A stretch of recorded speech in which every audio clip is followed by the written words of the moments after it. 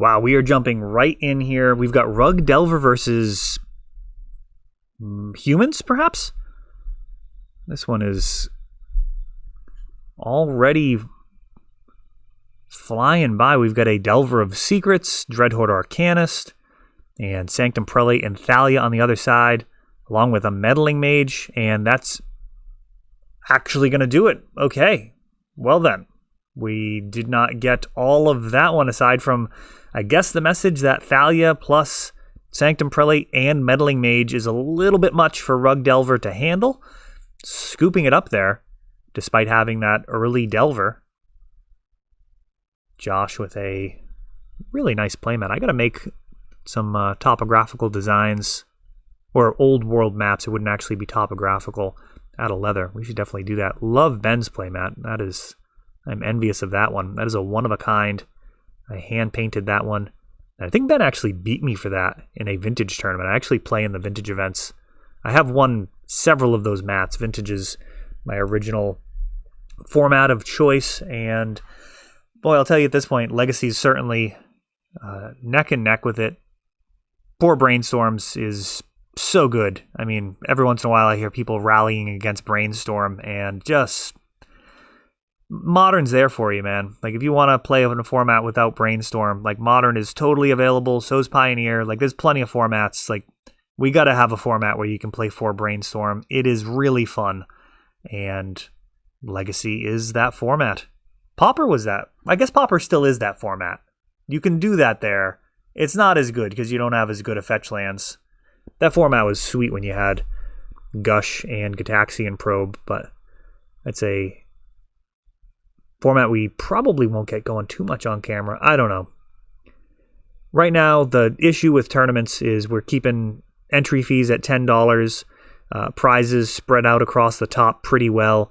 Once you start really incentivizing like we do with the Open Series in person, when we're doing $40+ tournaments, giving away thousands of dollars worth of prizes, it's really difficult to maintain the integrity of those over the internet. I mean, if somebody were to cheat in a $10 weekly, I mean, the risk-reward ratio there is just so messed up. Like, what you stand to gain versus being just completely ostracized by the community and thought of as just universal dog crap. I mean, it's such a bad way. It just doesn't even make any sense. I could understand a desperate person thinking about cheating in a tournament to get $1,000 because times are tight, times are tough, but that is not going to be the case in any of the events that we're running online. Matter of fact, the biggest prizes in these are given away at random at the end of the event as part of participating. We've got a benefactor of the show, Fee, who has donated an incredible amount of prize support. We're going to be giving away an Underground Sea, Mox Diamond, all sorts of great stuff by year's end. We've already given away a Gaia's Cradle, bunch of Mana Crypts, and so much more. We've got a Horizon Canopy leading out with an Aether Vial. And Josh has that turn 1 Delver. It does flip to Daze. A little late. That Daze would have been really sweet to stop the Aether Vial. Instead, most of Ben's humans are going to be able to get past any counter spells if he has the time to do so. And, Delver isn't blazing fast for the most part. You can get some burn, which can greatly accelerate the speed of the deck, but overall, it's not entirely clear who's at an advantage in terms of just racing if they kind of ignore each other. Rug does have some burn, which may need to get used on creatures. And Oko is actually not great at answering the threats that human employs, largely because of the +1/+1 counters. Champion of the Parish, Thalia's Lieutenant. There's a bunch of ways to get +1/+1 counters on your creatures. And at that point, turning them into Elks is kind of a disaster. I mean, a 3/3 is manageable, but giving your opponent a 5/5 or a 4/4 even is just typically going to prove to be too much. Now, during the end step, we've got a Noble Hierarch coming in off of Aether Vial, playing around that Daze.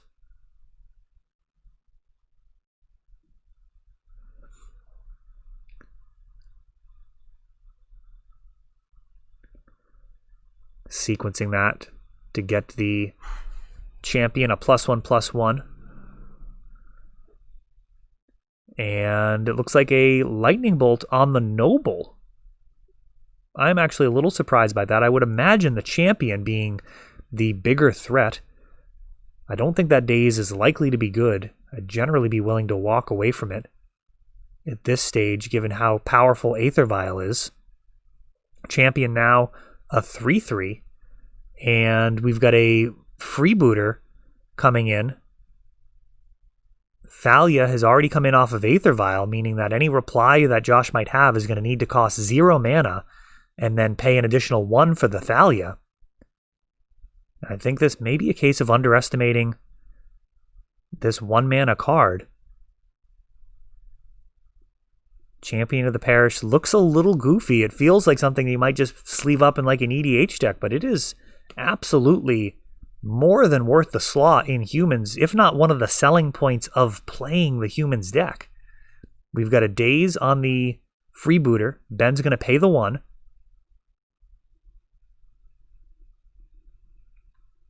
And we see a Brainstorm being taken. So that Daze not really accomplishing anything. Ben easily able to pay the 1 mana. There was no chance he wasn't going to pay it because there were no further replies.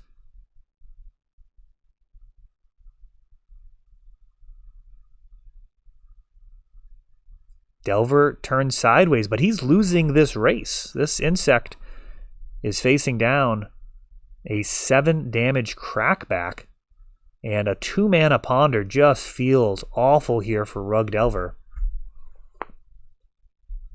He's fetching. Go ahead and put that reminder up that Bennett is won game number 1.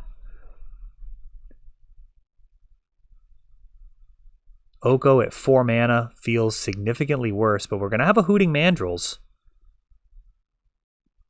And this 4/4 is going to want to stand in the way of Champion of the Parish, but honestly, I would just attack with it anyways. Mother of Runes pre-combat, pumping up that champion, and now a Sanctum Prelate.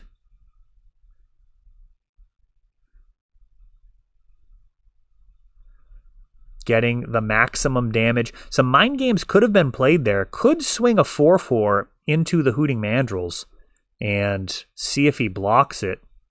If he does, you can put in a Sanctum Prelate, and the game is definitely over because your champion is just going to squish that ape, and your champion is going to survive.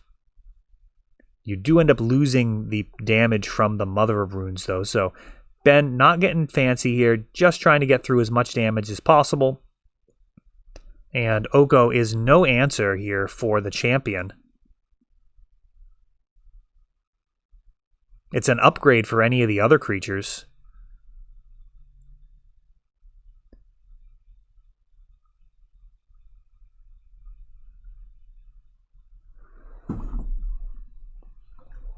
Champion is a 6/6. He will take out both of Joss's creatures if he swings. And Mother of Runes can actually make sure that champion doesn't die. So if Josh does double block, Mother can give protection from either blue or green. This is a bad spot.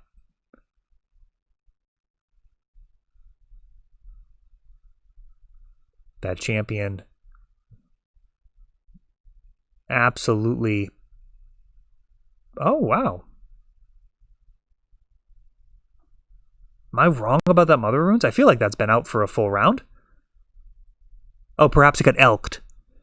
It got elked. Okay, so just cashing it in for both creatures.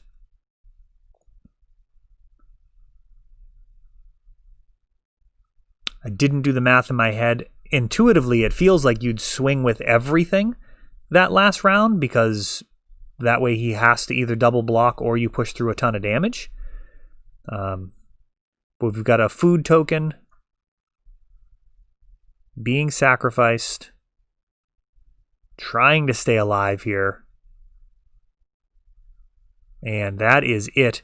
As Ben takes it down, no help off the top of the deck. Oko, an unusual position, just watching as his side loses. Usually if he's able to stay on board, he's going to be fine, but humans proving to have quite a punch. That is all for this one, but don't worry, there is a lot more. You can check out our older videos, and we're always putting out new videos from ELD's Time Vault Games in Bellingham, Massachusetts. If you want to help the channel, of course, you can like, subscribe, share, tap that notification bell so you can know the next time our new videos come out. Thanks for watching.